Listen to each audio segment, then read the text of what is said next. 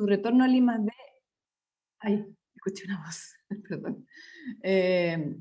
Su retorno al I+D es menor que para los que estamos aquí arriba, en la cresta de esta ola. Es decir, para los países menos desarrollados, tanto como los más desarrollados, el impacto del retorno al I+D es menor que para los que estamos, dado nuestro contexto económico, social, cultural, que estamos aquí arriba en la ola. Entonces, para Chile específicamente tiene mucho más sentido fomentar la inversión en I+D.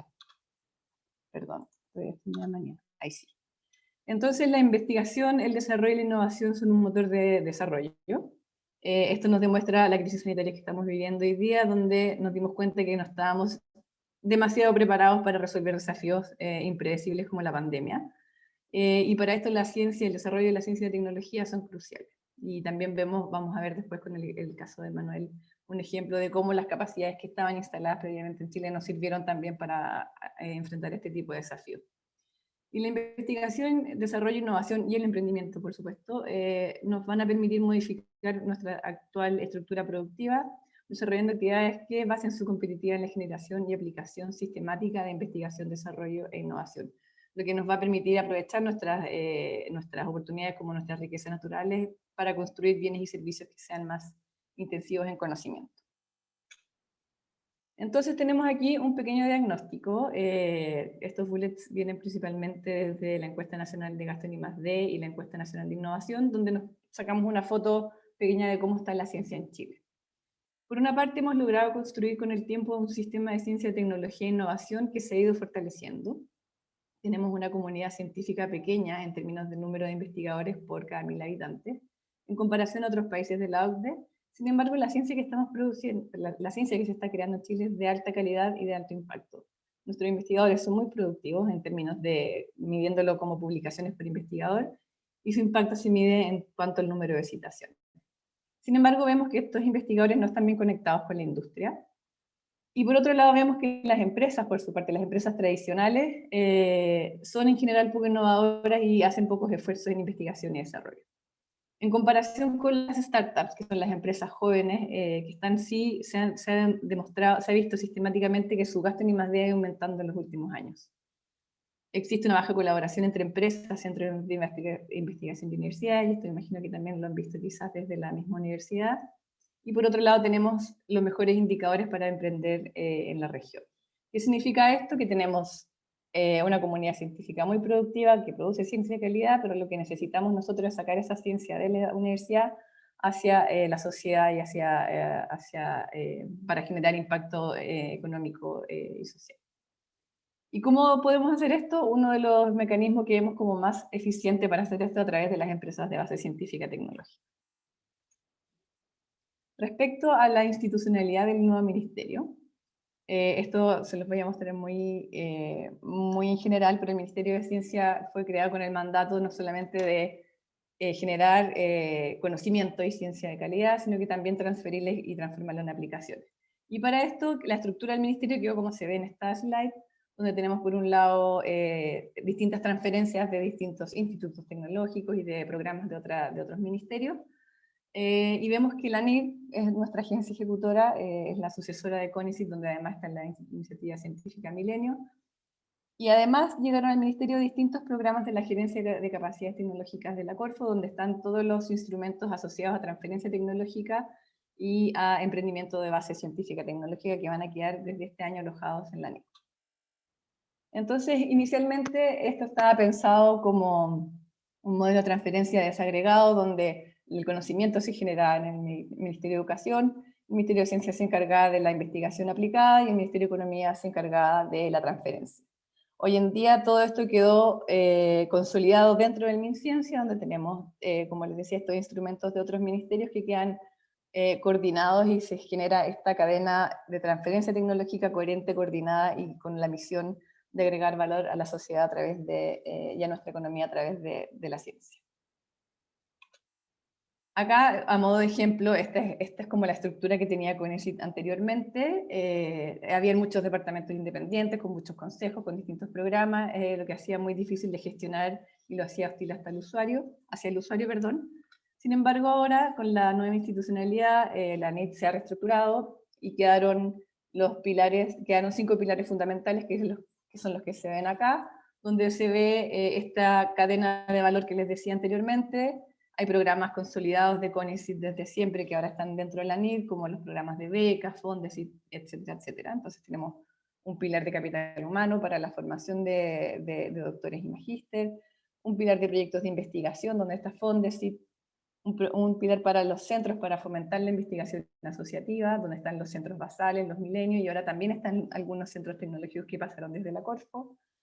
Un pilar de redes y estrategia que es transversal a todos los otros ejes, donde además se suman ahora las oficinas de transferencia, los programas de Ciencia e Ingeniería 2030 y un nuevo programa de innovación en educación superior que también fue heredado. Y se suma este nuevo pilar, que es el pilar de investigación aplicada, innovación y transferencia tecnológica, donde tenemos los clásicos instrumentos como FONDEF y sus distintas variedades, programas de inserción en el sector productivo de doctores y de tesistas, y además se suman ahora los desafíos públicos de innovación, que es un nuevo programa, los hubs de transferencia que pasaron desde la Corfo, y Startup Ciencia, que es lo que les voy a comentar al final de la presentación. Perdón. Ahí sí. Eso en cuanto a la institucionalidad del ministerio y cómo esta estructura nos permite a nosotros llevar a cabo los planes que tenemos y que empezaron desde la formación del ministerio.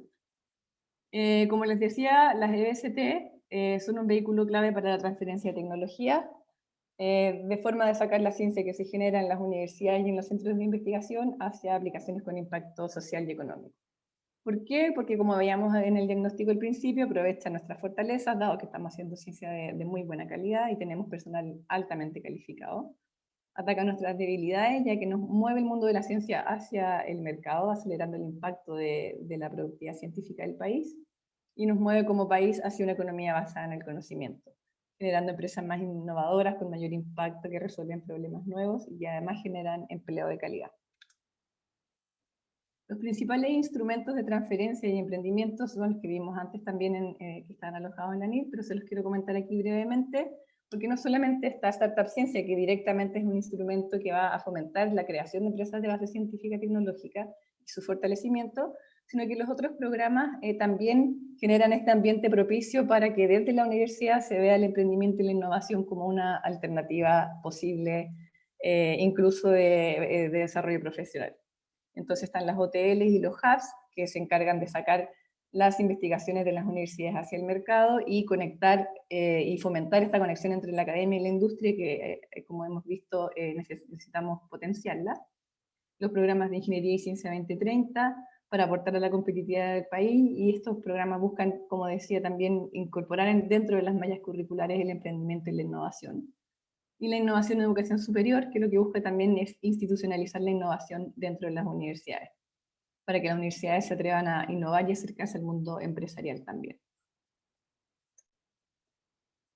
Y para poder apoyar a las empresas de base científica y tecnológica, tenemos todos estos programas, pero también tenemos que conocerlas. Y por esto se hizo un estudio de caracterización de empresas de base científica y tecnológica, que les va a contar más adelante Olga sobre esto, de forma de poder entender cuántas empresas de base científica tecnológica tenemos en Chile, dónde están, caracterizarlas, qué es lo que necesitan, etc. De forma a tener nosotros los insumos necesarios para poder hacer política pública. El objetivo de esto, este estudio se hizo ya la primera vez en el 2019. Pueden encontrar detalles del estudio, acá muestro en esta dirección, en Observa, que por si no lo saben, es el Observatorio del Sistema de Ciencia, Tecnología, Conocimiento e Innovación. Los invito en paralelo a revisarlo, está súper interesante, hay un montón de datos, estudios y de indicadores sobre el sistema de ciencia y tecnología. Y aquí van a poder bajar este estudio, más los otros estudios que hacemos desde el MinCiencia. En este estudio se hizo una primera foto del 2019 de las empresas de base científica y tecnológica, y la idea es ahora hacer una segunda caracterización para ver cómo han evolucionado en este tiempo. Tenemos entre medio un estallido social y una pandemia, y queremos ver cómo les fue a estas empresas, cuántas se crearon, cómo cambiaron sus modelos de negocio, etc. Esta segunda caracterización se están encuestando actualmente las empresas, así que también les dejo el vínculo y se los puedo mandar después, porque es muy importante para los emprendedores que estén aquí presentes que nos ayuden con sus respuestas. Tenemos hasta el 6 de agosto para recibir esta información. Y con esto, como les decía, es un insumo muy importante para nosotros para poder seguir desarrollando los programas y los planes desde la política pública para apoyar a las empresas de base científica. Muy a grandes rasgos, el primer estudio de ST, esto se los muestro para que entiendan un poco la parte metodológica, pero muy en general. Lo primero que teníamos que saber es qué es una empresa de base científica y tecnológica, y para esto se siguieron 7 criterios orientadores, que son los que están acá, de forma de poder poder diferenciar un emprendimiento tradicional de un emprendimiento científico. Entonces, las empresas de base científica y tecnológica tienen que cumplir con uno o más de estos criterios, que sean, por ejemplo, realizar actividades de I+D de forma sistemática, contar con recursos humanos altamente calificados de grado de magíster o doctor, por ejemplo, ser spin-off de universidades o centros de investigación, basar su negocio en tecnologías altamente disruptivas como inteligencia artificial o biotecnología, entre otras, que hayan sido beneficiarios de 2 o más proyectos de apoyo público en I+D+I, como los Innova Corfo, los FONDEF, etc., que hayan generado patentes y que hayan generado publicaciones de la tecnología.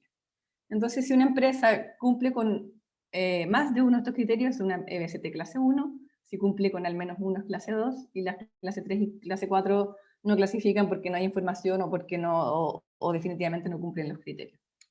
De esta forma, para el primer estudio, se levantaron desde distintas bases de datos de beneficiarios de programas de apoyo público para la I+D, por ejemplo, aceleradoras, incubadoras. Se levantó un gran directorio de empresas, con más de 2.000 empresas. De estas se clasificaron de acuerdo a estos criterios que les mostré, y las que clasificaban como EBCT, clase 1, clase 2, alrededor de 628 empresas, se analizaron. Ex post se definió que de ellas solo 537 eran EBCT, y hasta 537 se hizo un acercamiento para encuestarlas, de las cuales logramos tener 301 entrevistas completas. Por lo tanto, los resultados de este estudio corresponden a este universo de empresas, y Olga les va a mostrar la bajada específica de las empresas para la macrozona sur. Pero en términos muy generales, aquí condensé los resultados del estudio. ¿Cómo son las EBCT en Chile? En general, las EBCT son micro y pequeñas empresas, es decir, tienen bajo volumen de ventas. Son empresas jóvenes con menos de 10 años.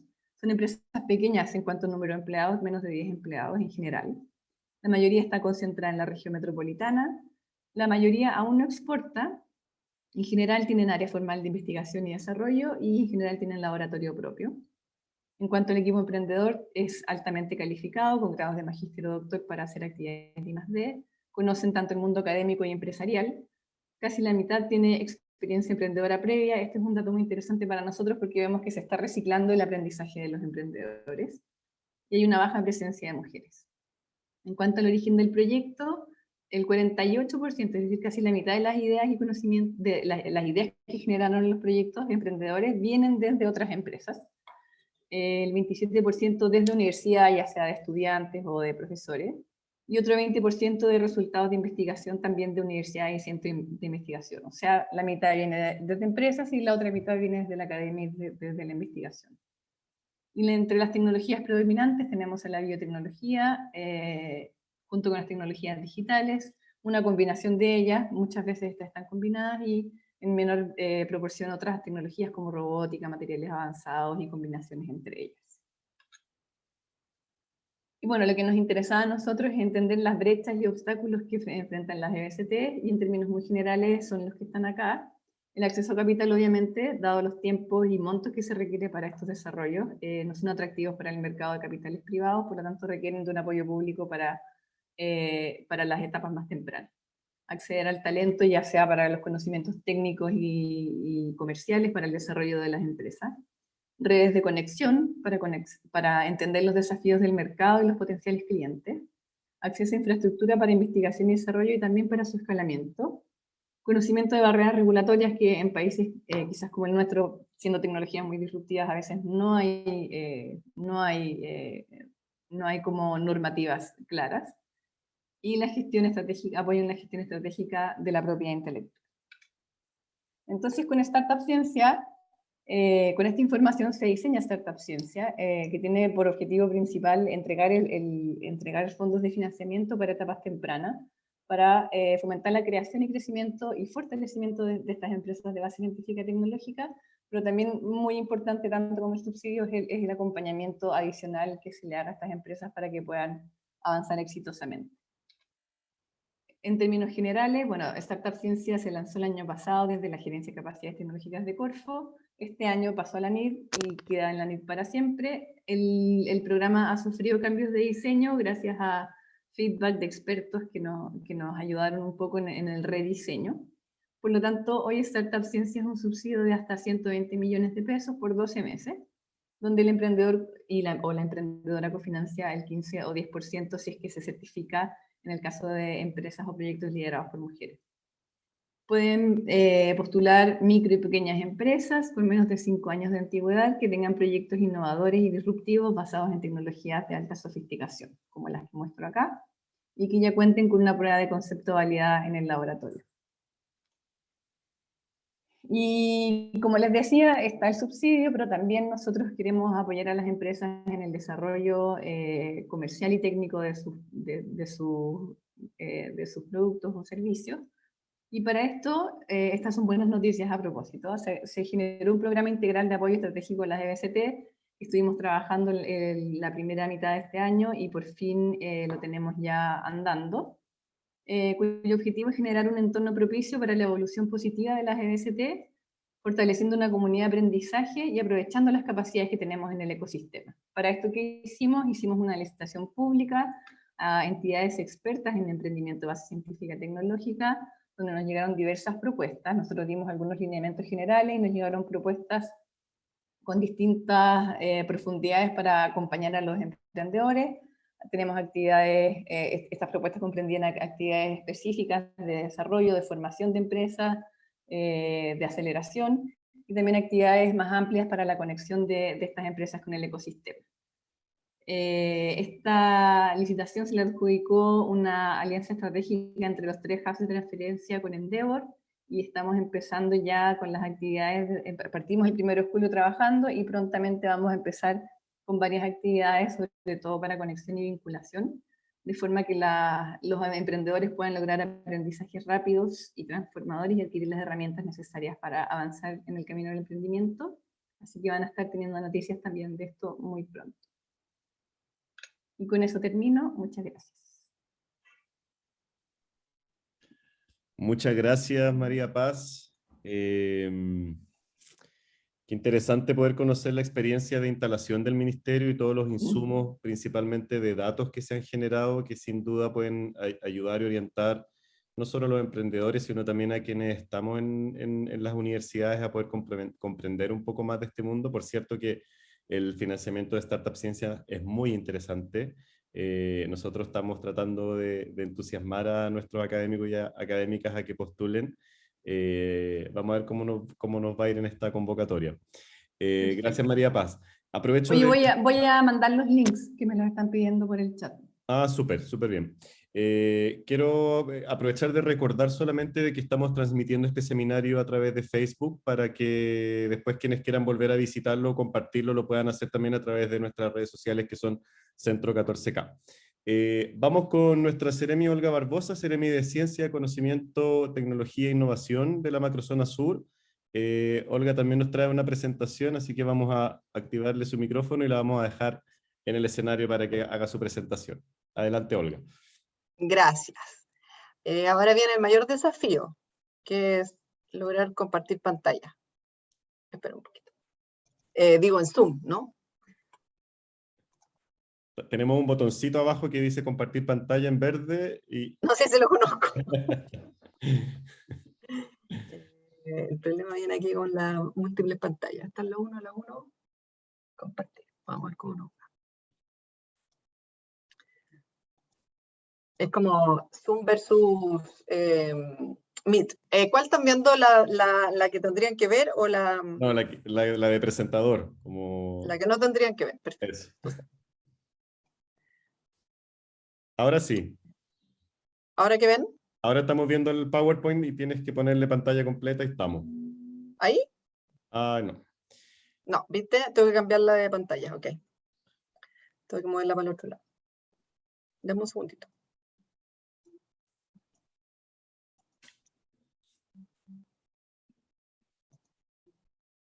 Bueno, mientras tanto, agradecer la alta participación. Vemos que tenemos mucha participación de académicos y académicas de nuestra universidad. Y también vemos que hay muchos emprendedores y emprendedoras. Así que parece que ahora estamos, Olga. Lo logramos, ¿no? Ahora hay que poner pantalla. Ahora sí. Perfecto. Escuché las ovaciones de la oficina al lado. Ya. Bueno, muchas gracias. Yo les voy a contar ahora un poco, perdón, la bajada de lo que nos estuvo contando María Paz es muy parecido a lo que la María Paz nos contó. Esto es lo que tiene que ver con la macrozona sur.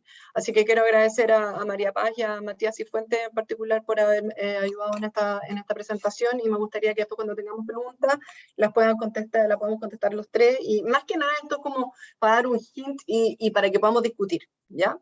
Bueno, ya María Paz nos habló un poco, ¿cierto?, de cuáles son cuál sería una de las definiciones de estas empresas, ¿cierto?, de base científica tecnológica, empresas o emprendimiento, entiendo yo también, ¿no? Algunos están todavía en la fase del emprendimiento. Y entonces sabemos que, primero, también María Paz lo dijo, la mayor parte de las EBCT entonces están constituidas en zonas donde existen mayores polos de desarrollo empresarial, entonces sabemos que eso no necesariamente es la macrozona sur. Sin embargo, tenemos 10 en la región de la Araucanía, 13 en la región de los lagos y 2 en la región de los ríos. Sin duda la región de los lagos, y ahí después vamos a conversar, ¿cierto?, con Manuel, podría ser el próximo polo quizás biotecnológico ¿cierto?, de Chile. Entonces, obviamente que hay una correlación entre los polos de desarrollo generalizado y en dónde están estas empresas. Por otro lado, estas empresas de la macrozona sur, la mayoría son jóvenes con menos de 10 años de vida, también como comentó en la generalidad María Paz. En general las de la macrozona sur tienen entre 4 y 10 años, y las que son más antiguas, ¿cierto?, dentro de esta juventud, están en la región de los lagos. Ahí, ¿cierto?, pueden verlo más o menos la ubicación geográfica. Por otro lado, lo interesante es que en las EBCT en la macrozona son organizaciones pequeñas y sin ventas, entre comillas, ¿cierto? En un gran porcentaje, ahí pueden ver esa barra roja, nos muestra, ¿cierto?, que digamos son empresas que no registran ventas. Sin embargo, o sea, a pesar de que hay muchas grandes empresas, entre comillas, ¿cierto?, no es la generalidad, y entonces tenemos esta importante cantidad de empresas sin venta.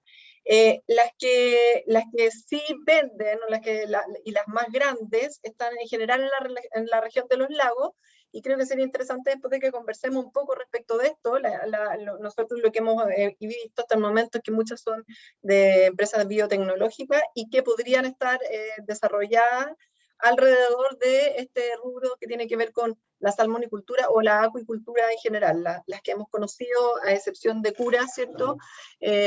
Bueno, no tan a la excepción, porque Cura nos va a contar ahí también, Manuel, quizás la historia de cómo partieron, pero hay muchas empresas de biotecnología que están asociadas a esta industria, y que están en los lagos, y no, por ejemplo, en Aysén o Magallanes, que son otros lugares donde se desarrolla fuertemente la acuicultura en Chile.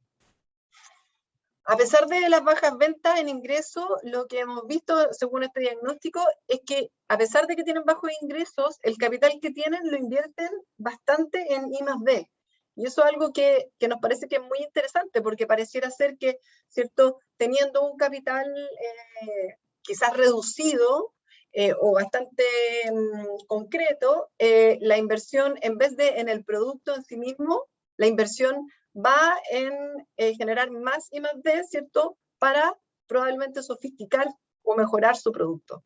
Lo cual, no sé, podemos discutir después, quizás María Paz tiene más antecedentes todavía de eso, pero me parece que es como bien interesante, y si es que me gustaría a mí también como pregunta saber si es que esto es común para todas las empresas de EBCT de Chile también, o es particular de la nuestra. Entonces, una de las cosas que sale también en este diagnóstico es que, sumado a lo anterior, entonces reciben poca inversión de capitales de riesgo, por ejemplo, o otro tipo de capitales que tengan que ver con inversión privada. Y esto al mismo tiempo hace entonces que estas EBCT en nuestra macrozona dependan bastante del Estado. O es decir, que estén constantemente esperando, ¿cierto?, poder recibir o poder, obviamente, postular a capitales del Estado. Y entonces ahí vemos la relación de las empresas con el rango de financiación privada. Ven que la mayoría ahí, no invirtió, y ahí podemos ver Araucanía y los lagos. En los ríos la verdad es que tenemos muy poquito, por lo tanto no tenemos datos que sean significativos como de la región, dado que son muy pocas. Y las EBCT, las macrozonas, son organizaciones pequeñas y con baja presencia de mujeres, y esto también lo repitió María Paz, y ahí vimos a Eduardo Valech haciendo barra para que haya más mujeres. Hemos tenido también el placer de tener a Pura Biotech en uno de los seminarios cuando lanzamos la política de género. Aquí vemos que el 70% de la EBCT, su participación no llega ni a la mitad, ¿cierto? La participación de mujeres, y estas EBCT son principalmente firmas pequeñas, y la mitad cuenta con menos de 10 empleados. Entonces, después quizás Manuel nos pueda contar cuáles son yo sé que ellos tienen una política muy interesante, también otra empresa EBCT como Spike, acá en Los Ríos. Y entonces yo quise agregar una diapo extra que tiene bastante información, pero los quiero así como dejar también con las ganas para que vuelvan a revisar la radiografía de género. Y aquí lo que vemos, y agradezco también al equipo que, ¿cierto?, en donde también la María ha estado involucrada, que realizó, ¿cierto?, este diagnóstico. Por ejemplo, si se fijan el porcentaje personal, esto a nivel nacional, que son mujeres en empresas innovadoras según la categoría ocupacional, vemos que directoras gerentes son apenas 21%, ¿cierto? Se parece mucho a la radiografía que vemos hoy en día en la academia, que era algo que conocíamos un poco más, ¿cierto? En el ministerio cuando nos empezamos a instalar, que es lo que conocíamos de las empresas en base científica tecnológica. Por ejemplo, empresas innovadoras, el porcentaje de empleadas y empleados en empresas innovadoras según sexo, y una vez más digo aquí, ¿cierto? Hago el disclaimer, habla de sexo porque los datos están en ese formato en el pasado. Nosotros ahora estamos, por supuesto, usando el término de género, pero ustedes pueden ver aquí que el 64% son hombres, 36 mujeres. Si estuviésemos mirando eso mismo, que hay una figura muy parecida, por ejemplo, en rectoras y rectores, digamos aquí el cambio aún más grande, son alrededor de 55 rectores y 5 o 6 rectores. Entonces aquí tenemos una brecha importante todavía que tenemos que abordar. Entonces, en conclusión, para la macrozona sur, Araucanía, Los Ríos y Los Lagos, tenemos el problema del acceso a capital, como también María Pablo mencionó, se ve dificultado muchas veces por los tiempos, los montos y requisitos para este tipo de empresa. De hecho, Startup Ciencia, ¿cierto?, este año debutó con un formato mucho más flexible para poder permitir que en el fondo se desarrollen más empresas base científica tecnológica. Está este eventual problema, que yo digo eventual porque aquí hay hartas cosas que podemos hacer para mejorar esto, que es el acceso al talento, ¿cierto? Son equipos emprendedores con conocimiento súper técnico y comercial apropiado, y en el fondo, si es que estamos en regiones, podríamos tener menos, entre comillas, cierto acceso a este cierto tipo de personas que tienen un conocimiento muy técnico. Sin embargo, si generamos las redes adecuadas, podemos hacer que eso no sea un problema, y probablemente Manuel tiene algo que contarnos allí. El acceso a redes para el conocimiento de los desafíos de mercado y potenciales clientes, eso lo hemos visto todo el tiempo, lo vimos también en algún momento como algunos emprendedores de nuestras regiones, sobre todo en el contexto COVID, tenían que hacer el viaje a Santiago a pesar de que estaban todas las barreras cerradas y era imposible viajar a Santiago para poder tener una conversación que claramente se podría haber tenido, ¿cierto?, por el medio que estamos usando ahora. Y así todo sigue siendo un problema. Esto, la verdad, eso es un tema de descentralización y de verdad impresentable, la verdad. También el término, hay otras, ¿no es cierto?, brechas que tienen que ver con la disponibilidad de infraestructura para la I+D, su escalamiento. Obviamente infraestructura en muchos casos muy especializada. Ahí tendríamos que preguntarnos si las alianzas con las universidades son tan importantes. Yo creo que sí lo son, ¿cierto? Y esta participación, por ejemplo, para adquirir Fondequip Mayor, que también el concurso Fondequip este año también debuta con muchos menos requisitos. Antes tenía que ser una institución de educación superior, y esto también se ha ido flexibilizando para generar en el fondo mayor, ¿cierto?, para el mayor desarrollo de este tipo de empresas. También hay barreras regulatorias. Yo le estoy tirando todo a Manuel, es que estas cosas las hemos vivido en el transcurso de la pandemia, pero no solo con cura. que tienen que ver con, claro, especialmente las que proponen una disrupción en el mercado, que uno podría imaginarse disrupción en el mercado, una cosa así como súper extra mega disruptiva y que casi difícil de imaginar, pero bueno, podríamos hablar del kit de PCR que Cura Biotech tiene, disrupción porque en el fondo en Chile no se hacen o no se hacían antes. Entonces pareciera ser, y así nos ha pasado con otras empresas, una vez más, ¿cierto? Empresas que, por ejemplo, están trabajando con los fondos marinos, que hoy en día hay una ley, ¿cierto?, que impulsa al mejoramiento de los fondos marinos, y hay una ley entonces que obliga a la salmonicultura y a la miticultura a solucionar ese problema.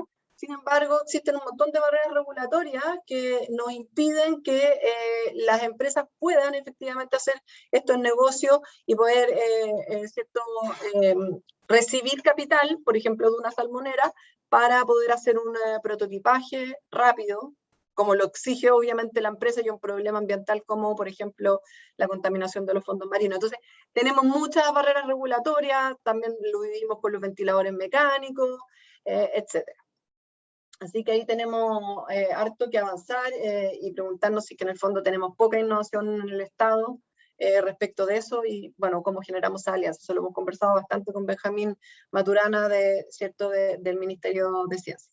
Y por último, gestión estratégica de la propiedad intelectual. Aparentemente esto sigue siendo una brecha que quizás cada día va a ser menos. Uno la ve mucho en la academia, ¿cierto? Pero aparentemente, según esta encuesta, también en el emprendimiento base científica tecnológica expresan esta necesidad de mayor apoyo para poder generar esta protección de la propiedad intelectual. Así que eso es, en resumen, ¿cierto?, el diagnóstico, y ahí voy a dejarle también la nube de palabras preciosa que hizo Matías respecto de las palabras que se repiten constantemente en la encuesta. Así que eso es lo que tengo que contarles, reportarles desde la macrozona sur. Muchas gracias. Muchas gracias, Olga. Qué importante poder conocer cómo todo esto ya se va bajando a nuestro territorio. Hay una pregunta ahí en el chat de Coyay que la vamos a hacer después. Bueno, sin más preámbulo, le vamos a dar el paso a Manuel Rosas. Manuel Rosas es CSO, encargado de seguridad de Cura Biotech. Ya le vamos a pedir que nos explique un poco en qué consiste su cargo, pero adelante, Manuel, te vamos a activar el micrófono y ya tienes la posibilidad también de compartir tu pantalla. Adelante. Ya, pues gracias. Bueno, de partida CSO es por Scientific, no es por Security. Así que ahí tiene un poco más sentido, espero. Bueno, yo no traje una presentación muy preparada en PowerPoint, un slide, pero voy a poner una foto para que no tenga que ver mi cara mientras conversamos y puedan ver las cosas y puedan enfocarse en lo importante del asunto. Ahí supongo que están viendo una imagen, ¿no?, de Cura. Ahí. Se está cargando, pero algo bien. Ahí sí. Ahí sí. Sí. Dime cuándo lo están viendo. Ahora estamos viendo la foto. Buenísimo. Ya, pues, es un poco es la imagen que quiero tener de fondo. A ver, creo que es súper interesante lo que ha estado haciendo, en este caso el Ministerio, de tratar de darle un nombre a un grupo que hasta antes no existía. Yo creo que desde el momento que tú partís poniéndole un nombre a algo, puedes empezar a actuar sobre eso, ¿no? Es como dicen que las palabras y los nombres tienen como una magia. De hecho, los mismos faraones tenían un nombre escondido que no le contara a nadie porque podían hacerle magia. Yo creo es porque implica la importancia de poder definir algo, y yo creo que yo también he ido aprendiendo sobre esta clasificación de las empresas basadas en ciencia y tecnología. Hasta hace poco no sabía que existía, y hasta hace poco no sabía que nosotros estábamos dentro de esa categoría. También pasa lo mismo con un startup, con un scale-up. Uno tiende como a tratar de adaptarse a algo para entender la terminología, pero tampoco hay que volverse muy loco. Hay que entender que a veces son como formas de designarse para poder actuar sobre eso, pero tampoco hay que creer que si que no cumplo con la totalidad, estoy mal, ¿no? Yo creo que hay que sacarse un poco ese temor. Cura, bueno, nosotros partimos en 2013 como la continuidad de un emprendimiento previo, también en algo muy similar. La búsqueda inicial era generar valor en la agricultura, valor en los desechos de la agricultura. ¿Qué tipo de valor? Bueno, pensábamos en ese minuto de que había muchos componentes que estaban siendo desechados o bien subvalorados, que podían ser aplicados en laboratorio, en cosmética, en instancias de alto costo, pero que estaban yéndose a la basura. Y era, ¿por qué no metemos metodologías de biotecnología o de bioproceso para aislar y luego, no sé, formular y vender? Ese fue un poco el gatillante inicial. Así encontramos una enzima que se expresa en las enzimas en las vísceras de la balón, que es un molusco vegetariano, que se cultiva acá, pero fue introducido similar al loco, pero que no es lo mismo, y que se utilizaba en el tipo de drogas. Sobre eso, bueno, empezamos a construir lo que fue la empresa. Esto fue como nuestra primera apertura en esto. No me quiero detener mucho en eso, pero sino que para darle un contexto de lo que es una EST. Quizás mencionar que hoy día voy a acelerar rápidamente al presente. Seguimos en lo que es la toxicología a través de la enzima de la balón, pero fuimos construyendo capas de tecnología en el camino, entendiendo que era la forma de seguir creciendo en la propuesta de los clientes y en barreras que permitieran a terceros ganarnos el que envíe. ¿Qué es lo que fuimos haciendo? Fuimos aplicando algo que yo le digo como la complejidad tecnológica progresiva. Es decir, partimos desde algo, pero que sabemos dónde queremos llegar. O sea, partimos con lo que logramos encontrar en su minuto, pero fuimos metiéndole capas de tecnología a medida que íbamos como controlándolas. Íbamos aprendiendo de ellas, y en base a esas nuevas tecnologías íbamos sacando productos. Por lo tanto, partimos sacando una enzima de una víscera de una balón, pero una vez que aprendimos sobre eso, desarrollamos enzimas recombinantes mejoradas. ¿Por qué? Porque ya sabíamos cómo se utilizaba, ya sabíamos qué es lo que necesitaba el cliente, y por un lado teníamos el conocimiento técnico, científico que fuimos desarrollando durante ese tiempo, para generar una nueva versión de la enzima, ya no de lo que encontrábamos en la naturaleza, sino de lo que nosotros podíamos desarrollar. Fuimos con esa complejidad progresiva, fuimos tomando una posición relevante en lo que era toxicología a nivel mundial, y ya cuando empezamos a llegar a un cierto techo, hoy día somos los mayores proveedores de enzimas para toxicología a nivel mundial, nos empezamos a dar cuenta que hacía más sentido crecer hacia otros espacios. ¿Por qué? Porque iba a ser cada vez más difícil ganar un 1% del mercado cuando ya tenías un 30% del mercado, es mucho más difícil que cuando tenías un 0,1% del mercado. Por lo tanto, veamos que otros mercados, con nuestro conocimiento, podemos empezar a migrar o a explorar o a colonizar. Así encontramos que la proteómica también era interesante y la genética era interesante. Y así fue como hace 4 años ya empezamos a enfocarnos en eso. En ese momento fue que nos encontró la pandemia, donde ya estábamos trabajando en este contexto de desarrollar herramientas para genética, no para COVID claramente, pero estábamos utilizando enzimas muy similares y teníamos conocimiento en el equipo muy similares. Y así fue como hicimos una pequeña migración hacia eso y terminamos desarrollando como kit para 2 sistemas de testeo, RT-qPCR y RT-LAMP. RT-qPCR viene estándar y RT-LAMP significó otra innovación en el camino, que era no solamente el kit, sino que la estrategia de uso del kit, que tuvimos que desarrollar en conjunto con otros emprendedores en distintas regiones, redes de testeo locales para permitir la aparición de brotes en empresas y en organizaciones como, no sé, hogares de ancianos, colegios y pymes, que también es algo bien bonito que nos ha tocado. Eso ha sido un poco a la rápida lo que hemos ido haciendo en el camino.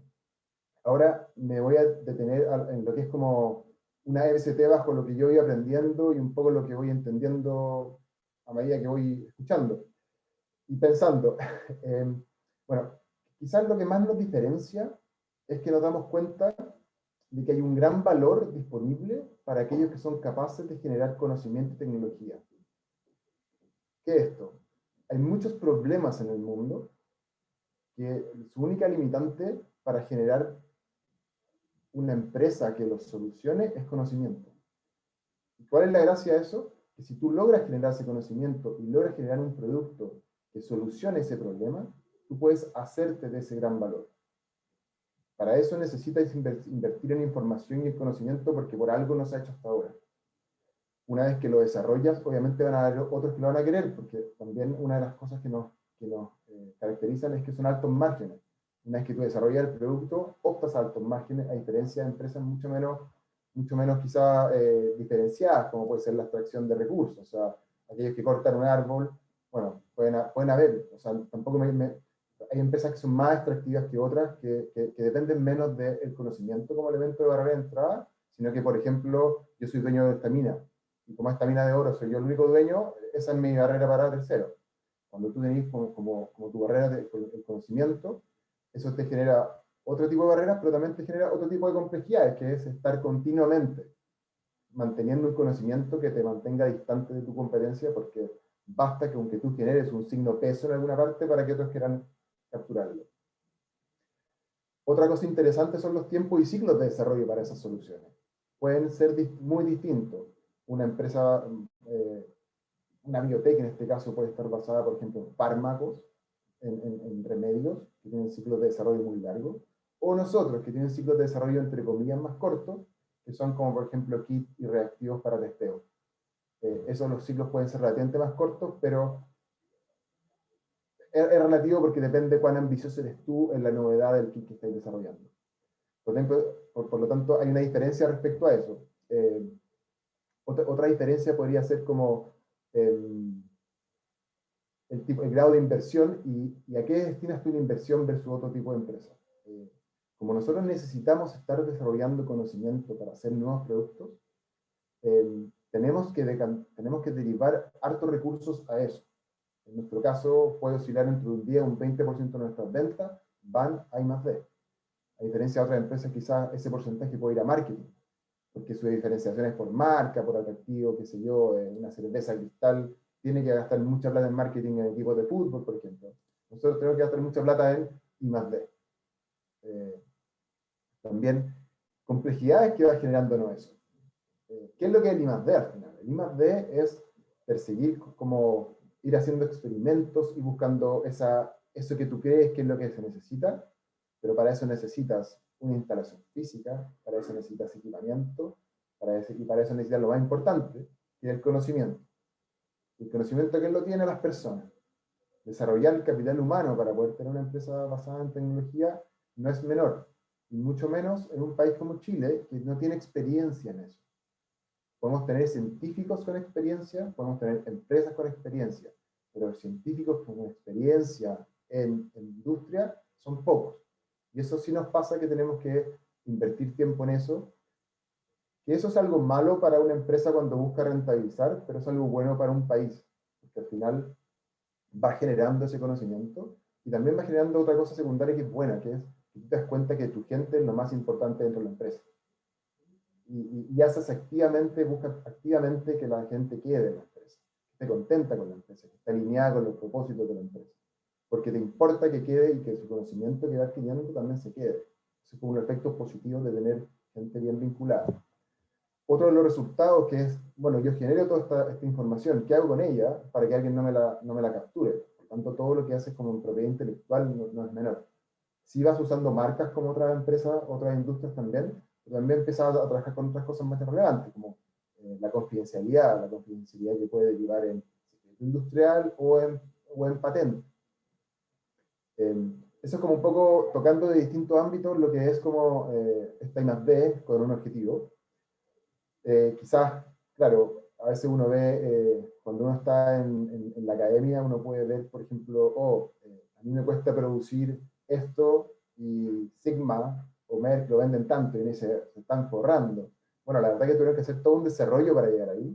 Y tiene una serie de costos que no son solamente de producción, sino que son el resto de una empresa, que es la venta, que es el marketing, que siguen existiendo, que es toda la administración. Otro de los puntos es que nos toca competir mundialmente.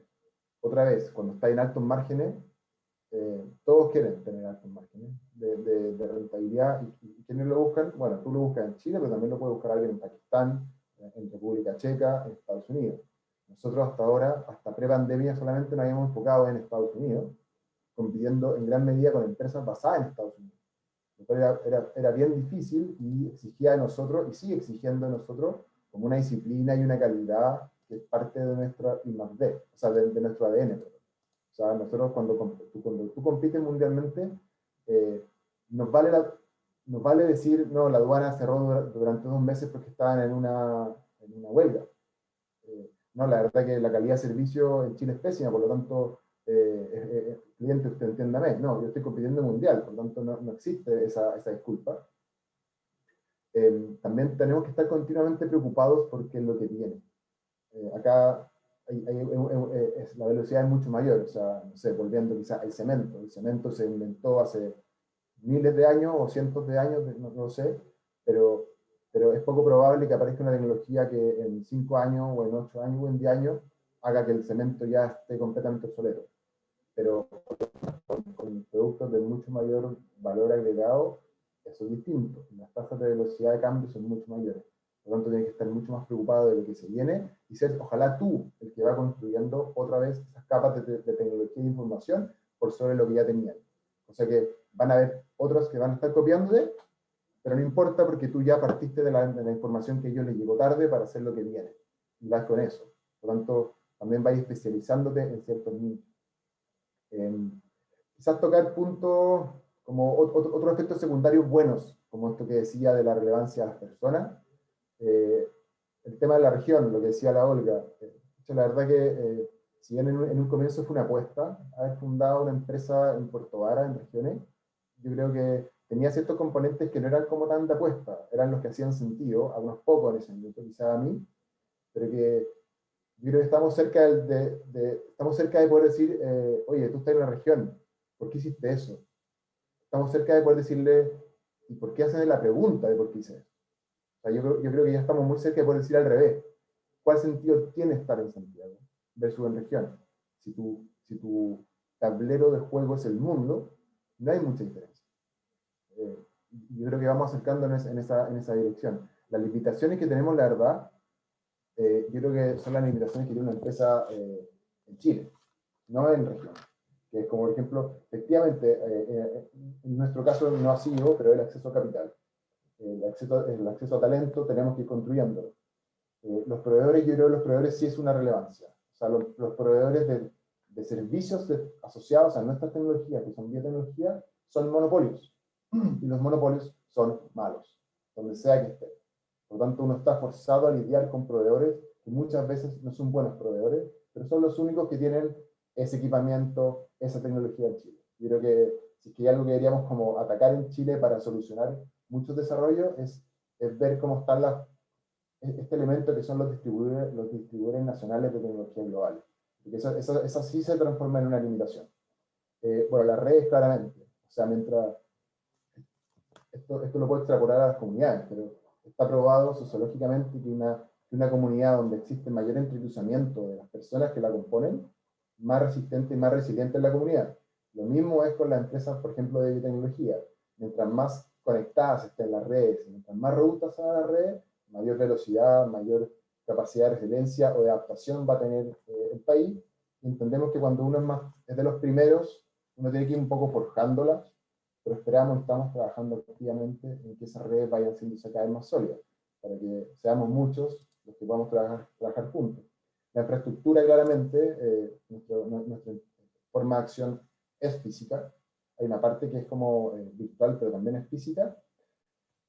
Lo regulatorio, yo creo que toda la regulación, siempre tiene que haber regulación. El problema no es que haya instituciones que regulen.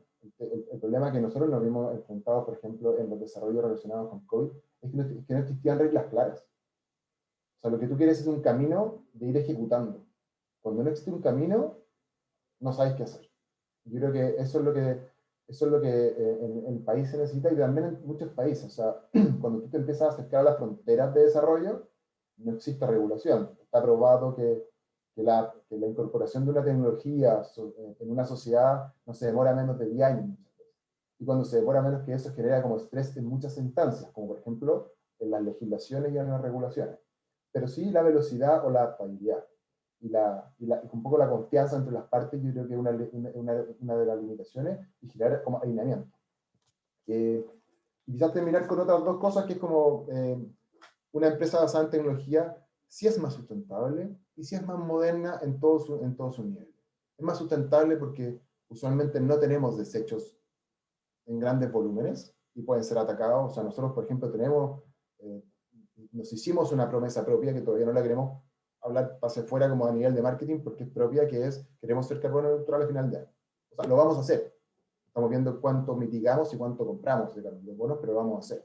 Lo podemos hacer porque tenemos un impacto de huellas más chicas quizás que otras grandes industrias que se tienen que demorar 20 o 30 años en ejecutar una política de ese tipo. Nosotros lo podemos hacer rápidamente porque las empresas basadas en tecnología son más sustentables per se. En general, siempre hay diferencias. Y también son más modernas, porque tú requieres capital humano avanzado. Tú requieres gente como, que ha tenido un proceso de educación mucho mayor. Y eso, si bien es difícil para generar como cambios quizá en grupos de la población, la sociedad que quisiéramos que cambiaran más rápido, pero también te permite tener grupos o formas de ser empresa moderna, donde las barreras que estaban antes, donde las distancias que existían antes ya no son tales. Como que funcionamos bajo distintos códigos que empresas más estándares del pasado, y creo que eso es una de las cosas que nos motiva harto a nosotros, como en la medida que nosotros crezcamos más como empresa, vamos a generar muchas externalidades positivas, y por eso vale la pena crecer como empresa.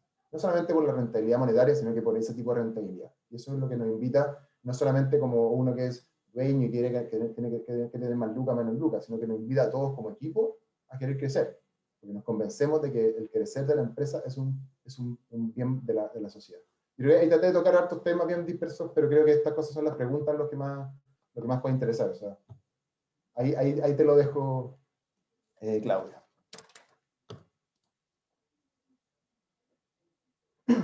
Muchas gracias, Manuel. Importante poder contrastar en el fondo lo que habla el ministerio con la experiencia y el caso de estudio de tu empresa, ¿no?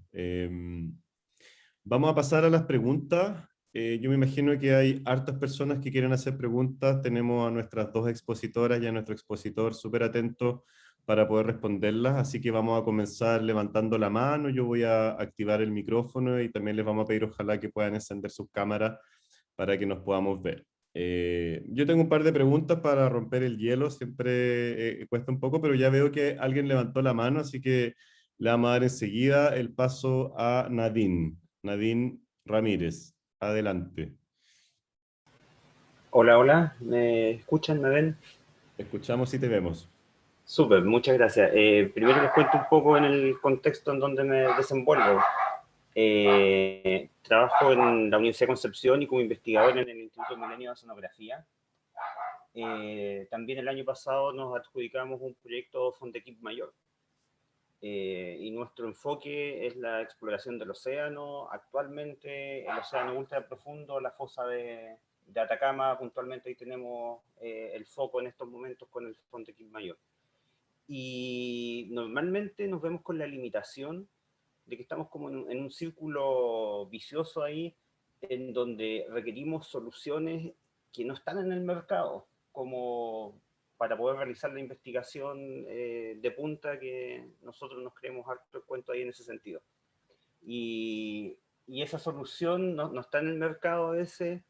Nos vemos limitados con que el financiamiento de ciencia en Chile nos pide las 3 cotizaciones y que sean soluciones que normalmente existen, ¿ya? Entonces ahí nos vemos motivados a crear empresas alguna startup asociada al instituto que pueda generar ese tipo de tecnología o solucionar algunos problemas. Pero cuando empezamos a explorar ese camino nos damos cuenta de que el mercado o la forma de financiamiento que hay para este tipo de startup te pide un estudio de mercado. ¿Y qué tan económicamente factible es esta supuesta empresa que vamos a formar? Y ahí nos caemos porque es muy poco el ambiente en Chile, incluso a nivel mundial el mercado es relativamente limitado. Entonces, por eso yo digo que estamos como en un círculo vicioso en donde nos cuesta crear esta empresa, nos cuesta atraer financiamiento y no sabemos un poco cómo salir de ese círculo vicioso. No creo que sea algo que me van a responder ustedes, se tiene que hacer así ahora, pero quizás más adelante vamos a tener alguna conversación para ver en más detalle, porque tampoco me quiero robar la película ahora y hablar 1 hora de cómo solucionar nuestro problema, pero hay un problema en Chile de cómo se financian estas empresas, porque te piden lo típico, el estudio de mercado, y no necesariamente es la forma. Eso. Gracias, Nadine. Vamos a ver si María Paz, Olga o Manuel. Manuel parece que quiere responder, así que le vamos a dar el tiro, el pase a Manuel Rosas. Yo la verdad que ahí la pregunta es, ¿la plata tiene que venir de alguna parte? Olvídate que fuera el Estado, piensa que fuera una persona que tiene que ponerte plata, porque el Estado usa la plata de todos nosotros. La pregunta es súper lógica, es decir, yo pongo $1, ¿cuántos pesos me van a dar de vuelta? Y tienes que ser capaz de responder eso, como que si fuera tu propia plata. Es decir, es un mercado acotado. Bueno, entonces quizás vale la pena invertir en eso.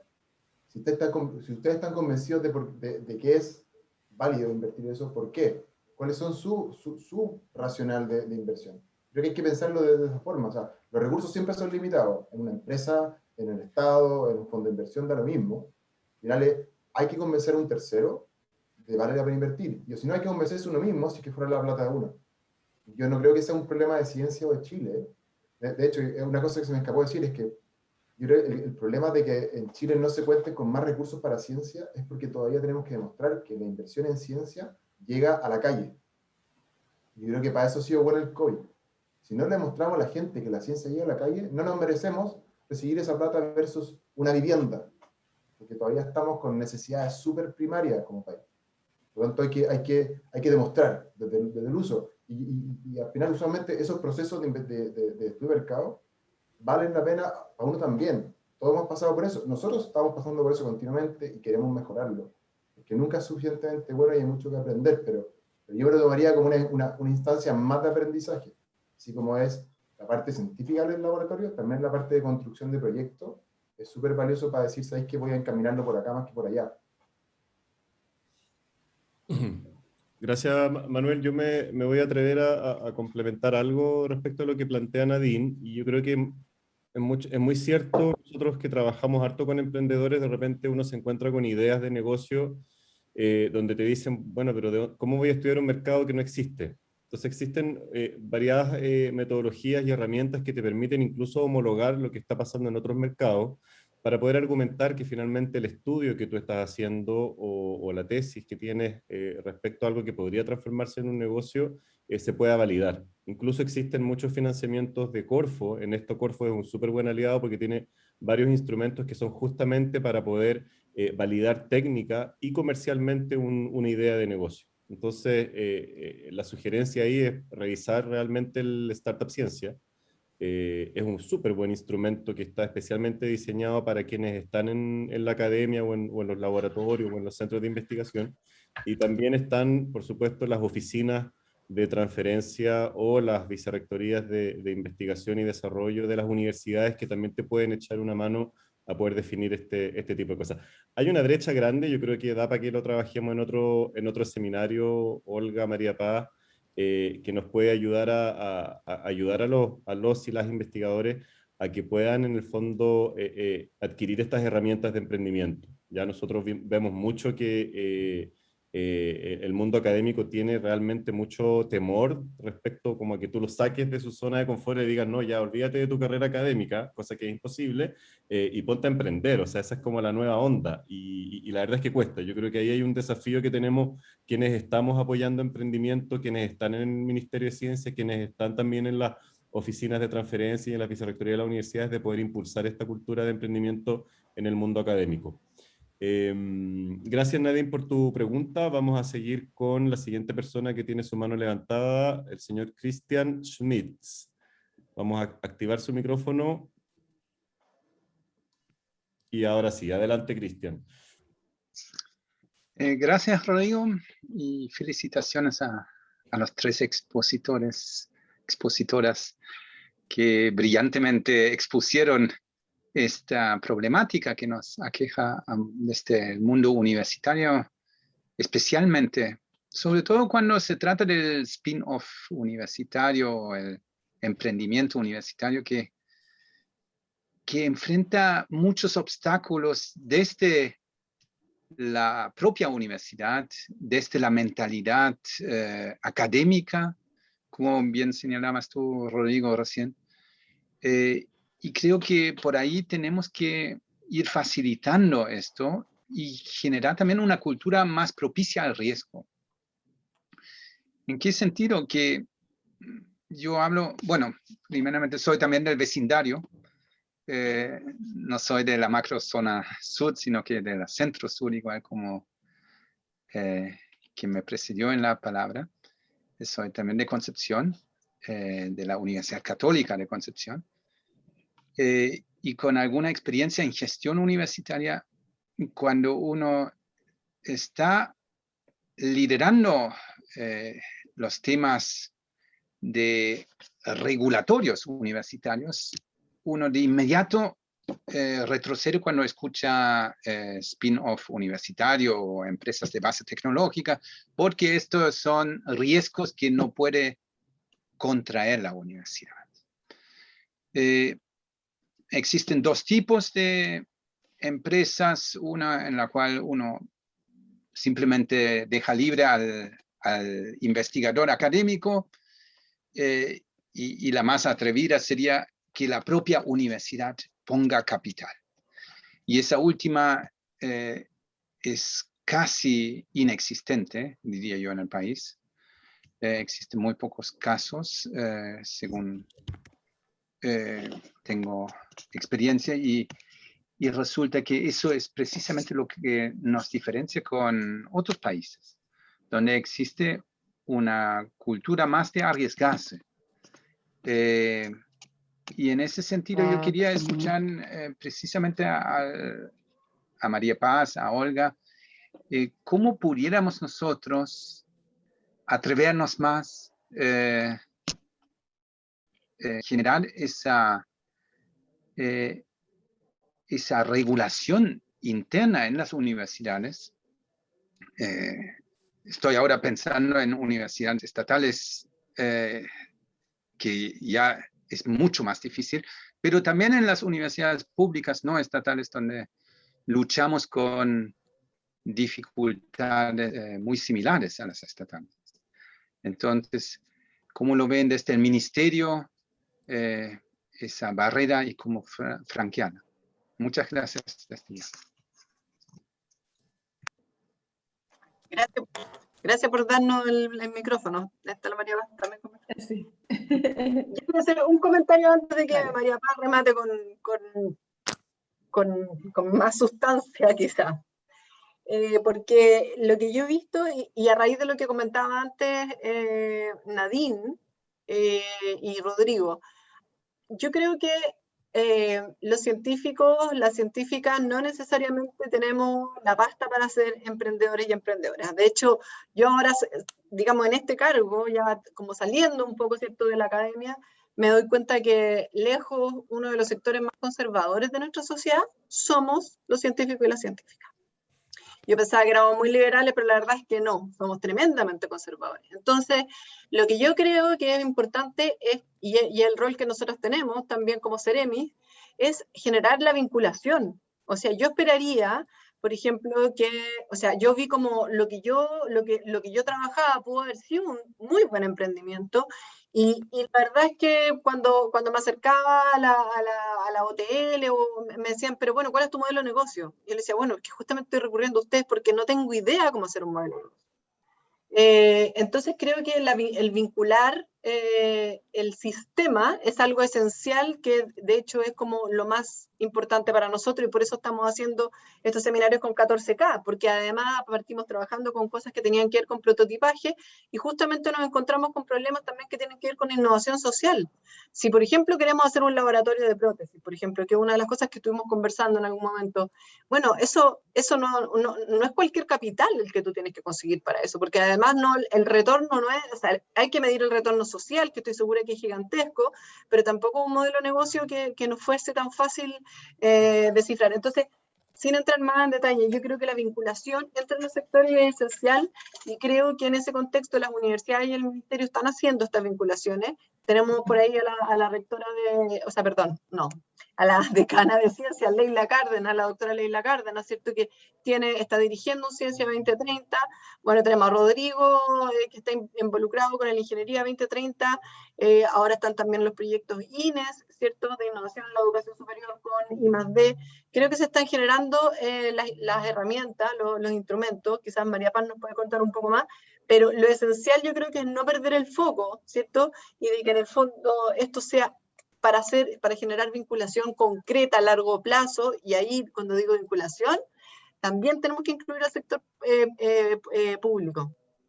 Y aquí nosotros en nuestra macrozona, partiendo por Los Ríos, estamos incluyendo al Consejo Regional, en donde una vez al mes llevamos a algún científico o científica, emprendedor, etcétera, para ir conversando diversos temas para poder ir generando esas confianzas, ¿cierto? Como romper estos filos que muchas veces no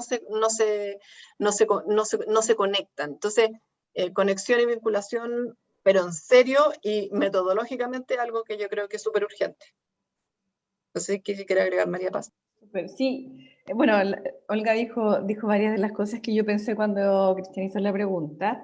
Está por un lado este tema como cultural del emprendimiento, y es algo que la subsecretaria dice muchas veces, que antes era mal visto incluso que un investigador emprendiera. Ahora eso ya cambió, pero tenemos que trabajar más.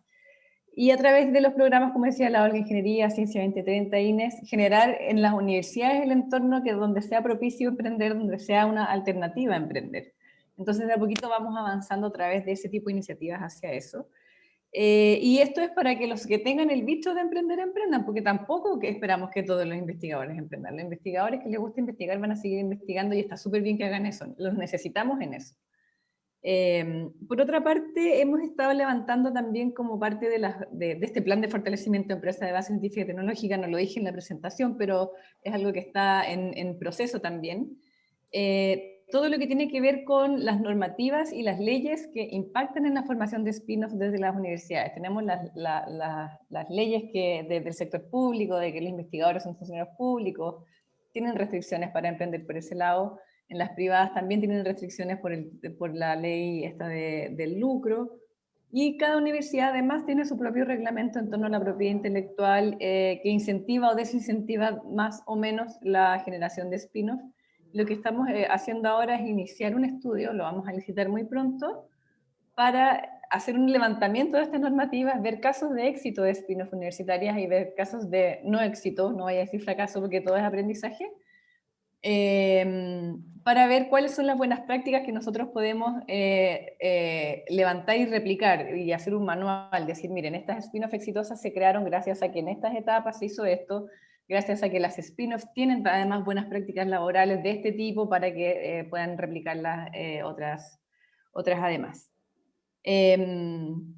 Y eso con el objetivo un poco también de entender y desenredar un poco el sistema, como decías tú, Cristian, es bien complejo, hay hartos obstáculos, hay poca información, hay terror a la Contraloría, hay varias cosas, hay varios mitos que se podrían derribar y que podrían hacer que esto sea más fácil, y esperamos tener resultados de eso también a fin de año.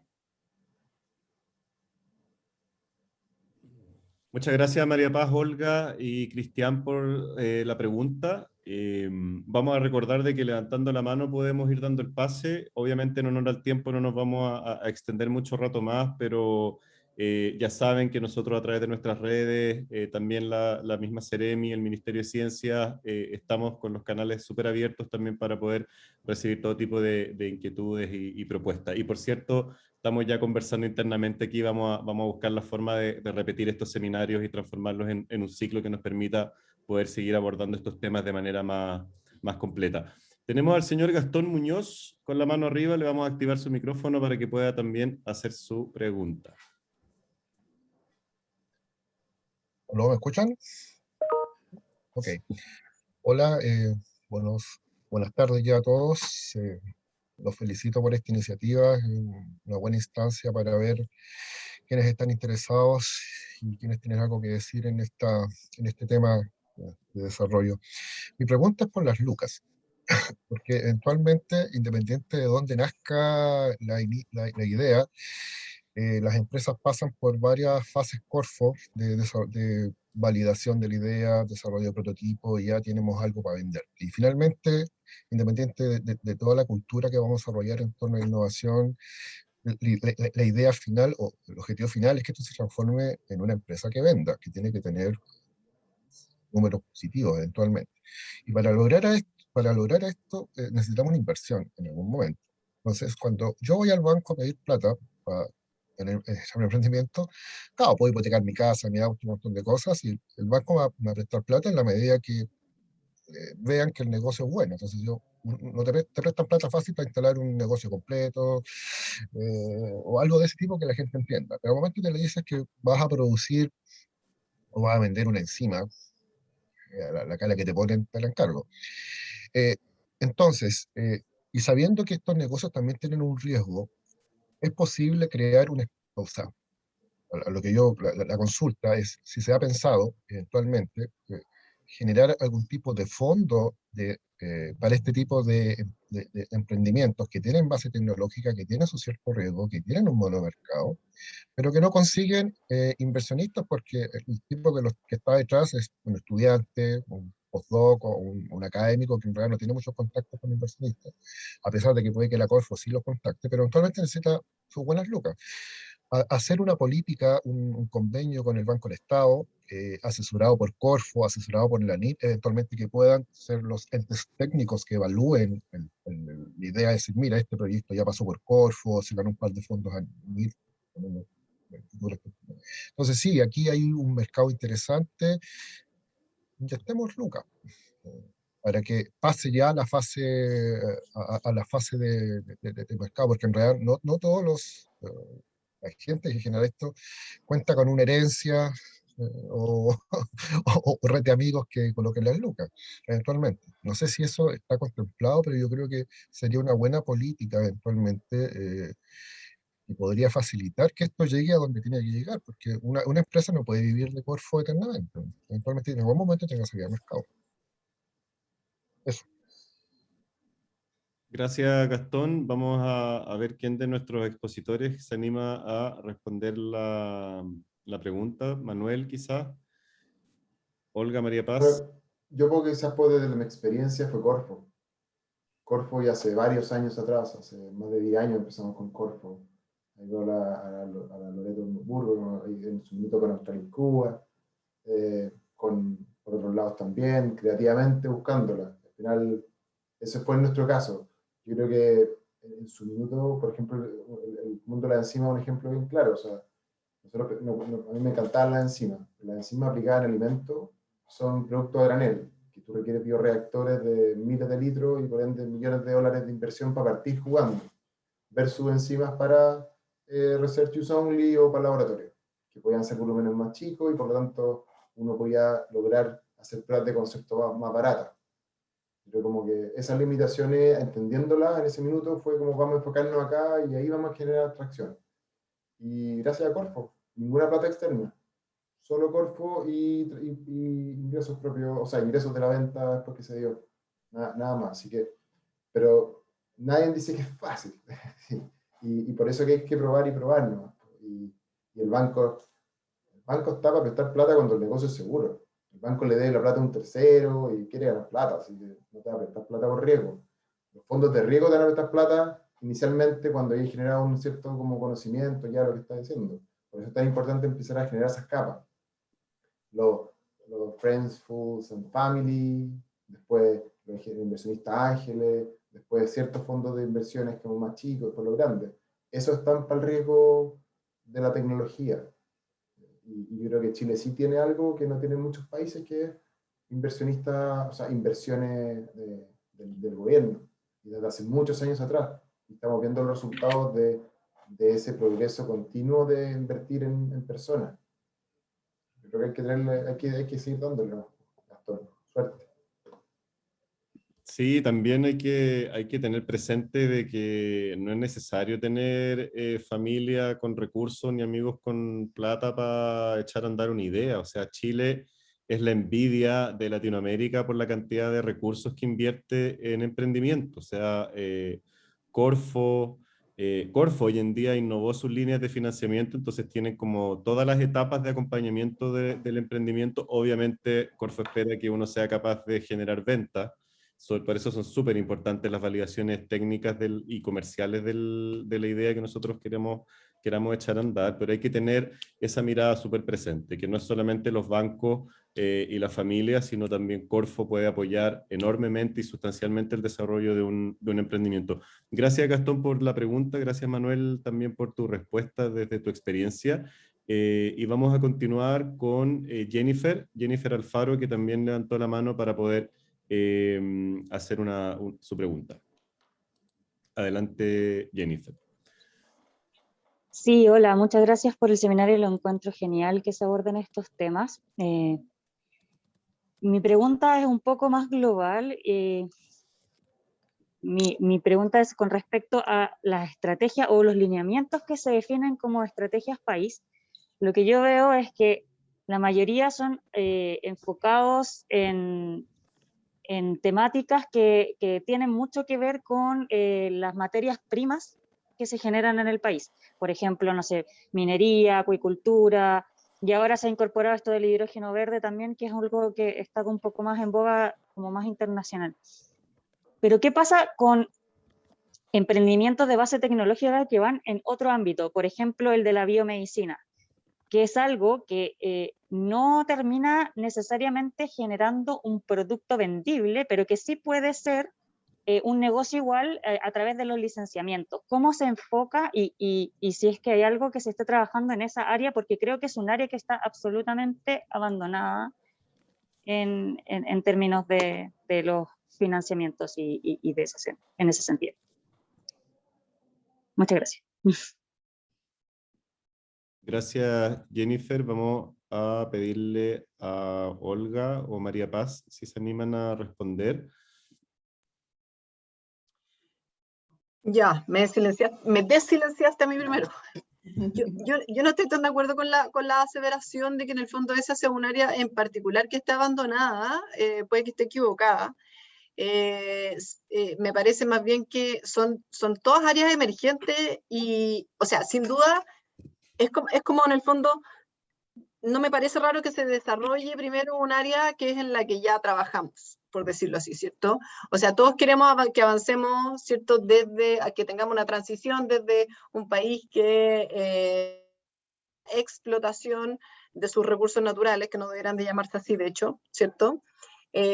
Y que pasemos a una sociedad del conocimiento, pero eso tiene que ser una transición. No es que hoy día no me parece que sea lógico que mañana nos olvidemos de que producimos esta cantidad de cobre, sino más bien que en el fondo se vaya adicionando una I+D a eso, como hablábamos, ¿cierto?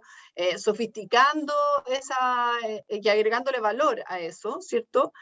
Y que vayamos transitando al mismo tiempo a tener, por ejemplo, el desarrollo de biomedicina. Me parece que estamos como en esa transición con una institucionalidad recién armada. Es primera vez que, claro, en el fondo que ahora tenemos todos los financiamientos que tienen que ver con lo mismo, en un mismo lugar, antes estaban completamente dispersos. No sé si ahí María Paz quiere agregar un poco más, pero me parece que es parte de lo que en este momento estamos transitando y no sé si podemos pedir tanta rapidez, justamente como está todo encadenado, como en el fondo estamos hablando de desarrollo de biomedicina, pero en el fondo solamente para hacer diagnóstico de COVID, ¿cierto? Hemos tenido una cantidad de problemas gigantescos respecto de las regulaciones y de la inercia del sistema para abrirse a adaptarse a estas cosas nuevas. No sé si María Paz quiere agregar un poco más. No, la verdad es que estoy súper de acuerdo con lo que dice Olga. Yo trabajo muy intensamente para el programa Startup Ciencia y se ha evaluado esto de hacer como llamados temáticos, pero todavía no estamos en ese punto. Nos falta un poquito también. Estamos levantando la información con estos mismos estudios para ver cuáles son las áreas prioritarias en el futuro, pero por ahora es algo que está también en proceso. María Paz, y me gustaría agregar un poquito más también. Yo creo que también, retomando un poco lo que Manuel dijo, que lo hemos conversado tantas veces, en el fondo, y que hay una discusión grande en el ámbito científico. Todo el rato nos dicen en el ministerio, oye, pero es que ustedes tienen que bajar más financiamiento, etcétera. Cuando uno ya está en este lugar, ¿cierto? Y cuando te toca tener un cargo de autoridad, como le dices, a mí me pone más incómodo ¿cierto? Pero en el fondo un cargo público, político, ahí tú te das cuenta realmente lo que uno ya sabía, que las cosas no se toman con un par de factores. O sea, cada vez que un científico o una científica se queja porque en el fondo tiene que reportar una boleta de 500 pesos, yo creo que hay que volver a preguntarse que esos 500 pesos son casi, ni siquiera un kilo de pan para alguien que no tiene que comer. Entonces, somos nosotros, cada uno de nosotros y nosotras que estamos acá, los que tenemos que poner la ciencia en valor de tal forma de que no tengamos que tener una discusión eterna. En el fondo debiese ser algo natural de que el país empezar a darse cuenta que tiene que invertir o sea, que tiene que financiar más y más pero el punto es, ¿para qué? ¿Cierto? Y entonces nos pasa a nivel de regiones y nos pasa a nivel de país. Si nos preguntamos, ¿cuáles son las líneas estratégicas de Chile? ¿Qué es lo que queremos ser en Chile? ¿Qué es lo que queremos ser en la región de los ríos, en Araucanía? ¿Cuáles son nuestras potencialidades también? No solo lo que queremos ser. Ayer alguien decía, quizá yo quiero salir y pololear con Brad Pitt, pero en el fondo primero tengo que conocerlo. No sacamos nada con, ¿cierto? Andarme imaginando cosas pero no estoy haciendo nada para aquello. ¿Ya? Entonces, si Araucanía es una región que sabemos muy pobre y con una industria forestal gigantesca, no sé si vale la pena al tiro hablar de biomedicina, ¿cierto? Si es que en el fondo no mejoramos esa industria, ¿cierto? La sofisticamos y en el fondo mejoramos sus prácticas de tal forma que realmente entregue valor a las personas, ¿cierto? Al mismo tiempo de que le genere valor a otras áreas. Así que creo que es bien complejo y yo creo que hay que mirarlo de una manera como más holística para encontrar el camino y buscar una ruta. ¿Cuál es la ruta que queremos? Gracias Olga y María Paz, y por cierto Jennifer, que también habías dejado una pregunta en el chat, te la respondimos, era respecto al financiamiento y desde 14K podemos también apoyarte en descubrir esa fórmula. A ver, vamos a hacer un break. No, vamos a parar un segundo para poder despedir a Manuel Rosas. Manuel se tiene que ir, le habíamos prometido que no nos íbamos a pasar de las 1:30, así que adelante Manuel, si te quieres despedir antes de salir de la reunión, pero estás totalmente perdonado. Eso, gracias a todos, que siga todo muy bien. Chao. Vale, gracias Manuel por tu participación, y si les parece también a Olga, a María Paz, respondamos las 2 últimas preguntas y cerramos el seminario, y por supuesto a todos los asistentes participantes que estén interesados en continuar la discusión, ya saben, tenemos todas nuestras redes abiertas y por supuesto nos vamos a encontrar en un próximo seminario. Continuemos con G. Valenzuela, no aparece el nombre, pero le vamos a decir G. Valenzuela. Adelante, G. Activado. Hola, mi nombre, sí, es cierto. Sabes que yo tuve la mala suerte que mi nombre es muy largo y mi primer apellido es muy largo, entonces no cabe en ninguna parte. Por suerte el segundo es cortito, entonces dejo G nomás, pero mi nombre es Guillermo. Adelante. Bueno, no quiero alargarme mucho, pero igual estoy re contento con este tipo de reuniones porque yo pensaba adelante, pucha, todo lo que se ha hablado aquí, no me lo imaginaba cuando yo estaba estudiando en la universidad, en la de Concepción. El que hablaba que su iniciativa científica o sus inquietudes científicas pudieran servir para lo que ahora se llama desarrollo y en ese tiempo se llamaba venderse, era un paria. O sea, esa cosa yo no la puedo entender, no puedo hacer el contrapunto entre lo que pasaba en aquella época tan academicista, purista, papista, que está bien que sea, pero no solo eso. Entonces, pucha que hemos avanzado. Este seminario es una demostración, pero patente, de todo lo que hemos avanzado, en que los que trabajamos en ciencia tenemos ganas que eso sirva para algo. Bueno, no sigo más con ese tema porque está para largo. Bueno, la pregunta es bien concreta.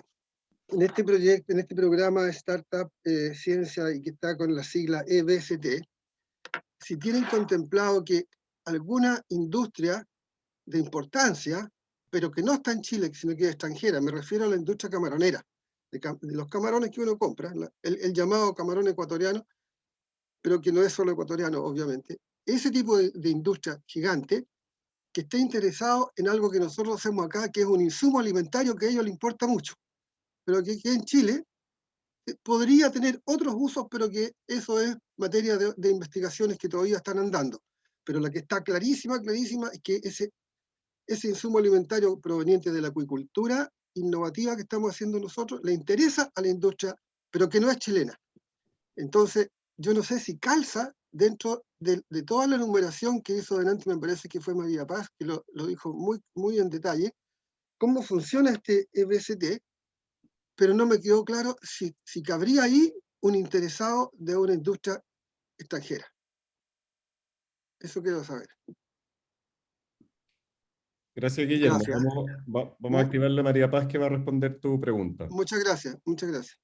Sí, no di demasiado detalle de los requisitos de postulación. Ahí lo único importante es que la empresa que postula tenga menos de 5 años, sea micro o mediana empresa y esté constituida en Chile. Es decir, si ustedes tienen una solución tecnológica para un país, para otro país, está perfecto. De hecho, lo que buscamos nosotros es que las empresas que se generan acá se internacionalicen. El foco tiene que ser sacar las tecnologías que generemos acá, que generen impacto obviamente en el país, pero que tengan foco internacional. Así que por ese lado, mientras que cumplas con los requisitos de estar constituido en Chile, la empresa que postula, la que se adjudica el subsidio, está súper bien. Y claramente es un plus tener un interesado en el extranjero, porque ahí ya tienes más o menos validado lo que estás haciendo tú, que tienes mercado interesado ya.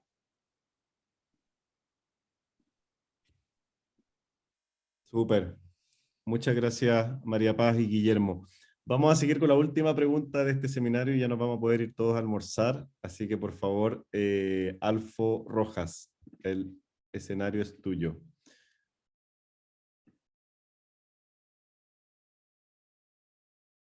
Estamos activando... Ahí está. ¿Ahora? Ahora sí. ¿Ahí sí? Ya. Primero que todo, para que entiendan un poco,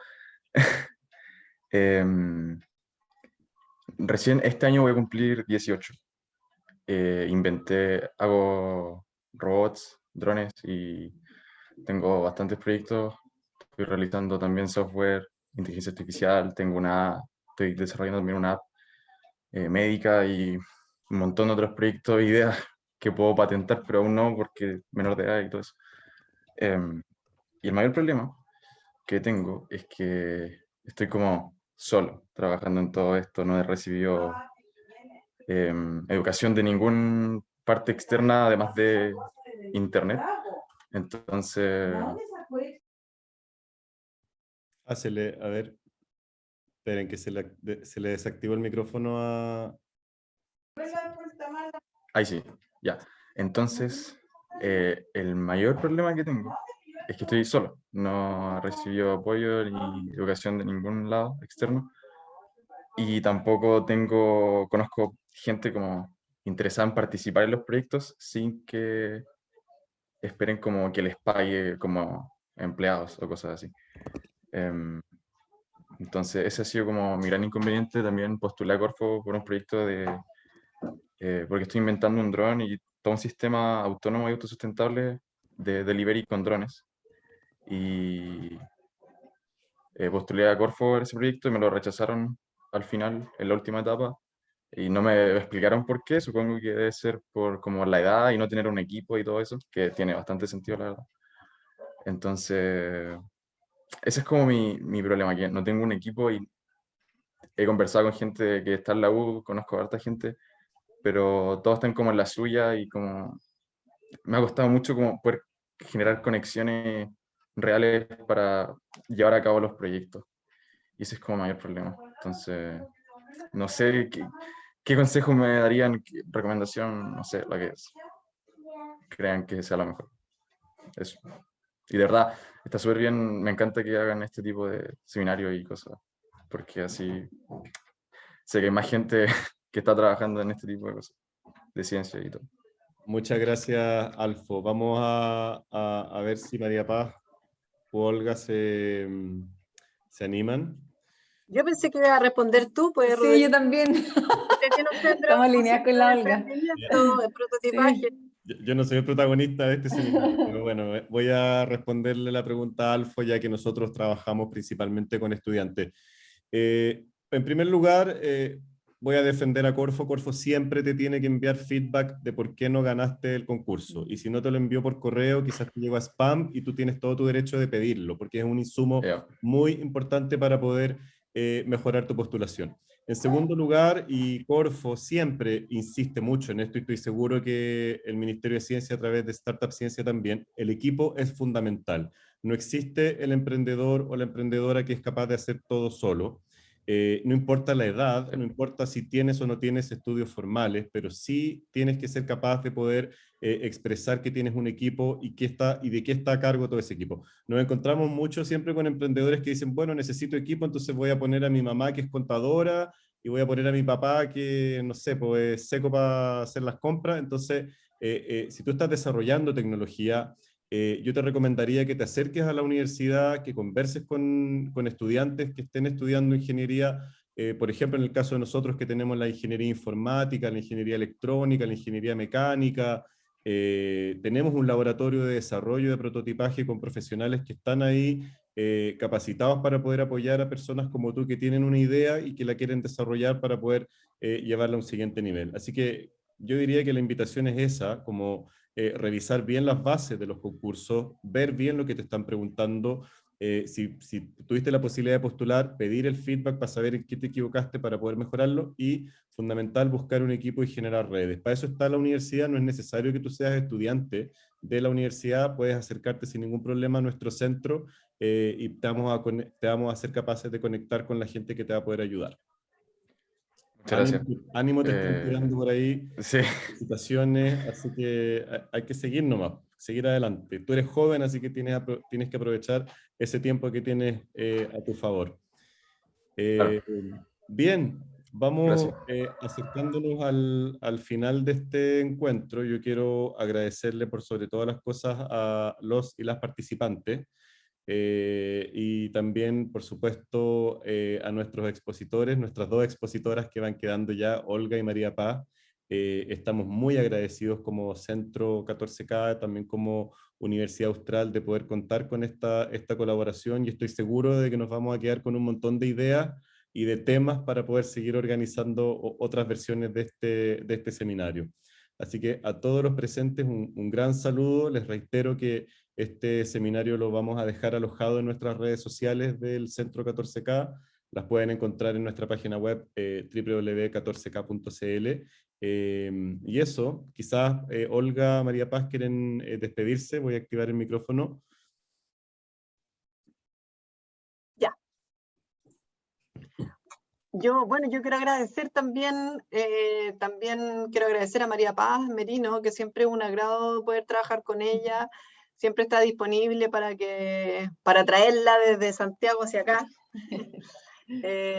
Y a Rodrigo, con Claudia, a mi equipo, ahí está Matías, están todos, les agradezco a todos los que han venido. Estoy súper contenta de que haya venido gente de otra macrozona. Ya le conté a Paulina Asman que había gente de Conce acá. Y creo que tenemos que juntarnos y hablar de estos temas. Yo no sé si puedo hacer un spoiler de lo que se nos viene o no, que vamos a tener unos podcasts interesantes, no voy a decir más, pero estamos así súper embalados, por decirlo de alguna forma, donde me alegra mucho escuchar a Guillermo decir eso, ¿cierto? Porque creo que entonces sí hay esperanza en este mundo. Y creo que tenemos muchas cosas que hacer. Yo de verdad es que gracias a este cargo, lo que me he sorprendido gratamente de la cantidad de gente que tiene ganas de hacer emprendimiento, que no era la única loca que pensaba que se podían hacer vinculaciones con la empresa privada, con el Estado, que teníamos que salir de los laboratorios de la universidad, así que la verdad es que, y también en ese ambiente en donde nadie obliga a nadie, donde se valora lo que uno sabe hacer y lo que quiere hacer. Yo creo que ese ambiente de respeto es lo que le falta harto a la academia y estamos trabajando para ello. Así que yo no puedo más que decir que estoy muy contenta, lo pasé muy bien, aprendí mucho y eso, muchas gracias. Gracias, Olga. Vamos a seguir con María Paz. También agradecerles a ustedes por la invitación. Para mí siempre es grato asistir. Y ojalá que nos juntemos de nuevo a fin de año cuando tengamos los resultados del estudio, quizás salen sorpresas interesantes. Y nada, y lo otro, invitarlos desde ya a todas las iniciativas. Todavía no tenemos un calendario muy definido, pero va a ser a partir de mitad de agosto, yo creo, actividades para emprendedores, ya sea para vincularse entre ustedes, para conocer a otros, etcétera, etcétera. Así que yo voy a estar hablando ahí con Rodrigo y con Olga para que les lleguen esas invitaciones también. La idea es que participe la mayor cantidad de emprendedores y generar una comunidad fuerte y empezar a armar esta mística en torno al emprendimiento de base científica y nada, pues, que se conozcan, que hablen.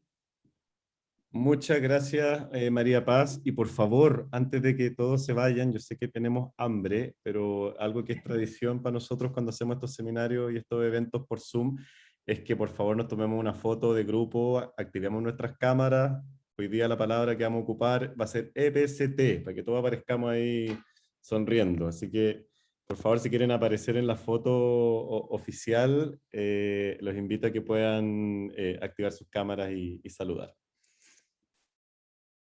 Ya, ahora vamos, así que ahora pueden decir whisky o lo que quieran y listo. Nos vemos todos súper bonitos, bonitas. Vamos cerrando ya este seminario. Muchas gracias nuevamente a todos y todas y nos vemos en un próximo seminario de 14K. Muchas gracias.